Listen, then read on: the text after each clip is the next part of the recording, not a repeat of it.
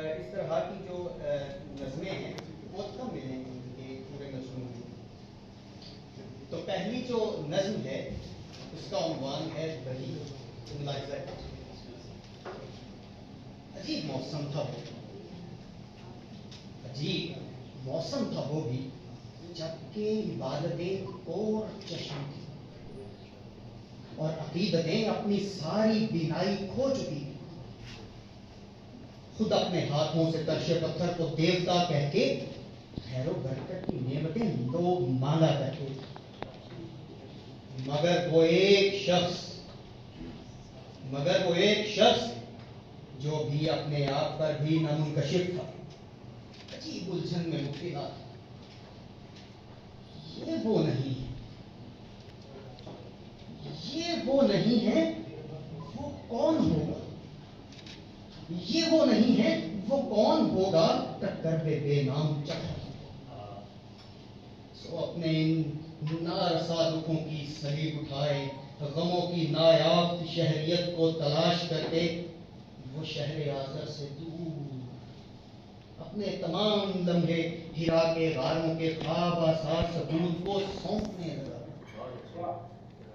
یہ سوچ کا اعتکاف بھی تھا اور ایک اندیکھی روح کل کے وجود کا اعتراف بھی تھا. وہ رات بھی ارتکاز کی ایک رات جبکہ لمحہ بھر کو فضا پہ سناٹا چھا گیا اور ہواؤں کی سانس رک گئی. ستارے شب کے دل کی دھڑکن ٹھہر گئی تھی. گریز پاس ساعتیں تحیر زدہ تھی جیسے وجود کی نبض تھم گئی. یکا یک ایک روشنی جمال و جلال کے سارے رنگ لے کر اٹھی. میں پڑھ نہیں سکوں گا، پڑھو. میں پڑھ نہیں سکوں گا، پڑھو. مگر میں کیا پڑھوں؟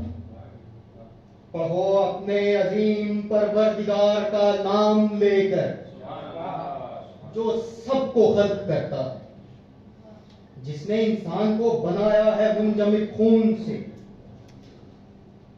پڑھو کہ تمہارا پروردگار بے حد کریم ہے اور جس نے تم کو قلم سے تعلیم دی، اسی نے بتائیں انسان کو وہ باتیں کہ جن کو وہ جانتا نہیں تھا.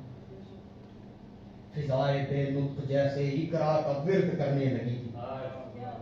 وہ سارے لفظ جو تیرگی کے سیلاب میں کہیں بہہ چکے تھے پھر روشنی کی لہروں میں واپسی کے سفر کا آغاز کر کے گلی چائے بے خیال بھی آگہی کے سورج اتر گئے. اس ایک پل میں وہ میرا مدینہ العلم بن چکا.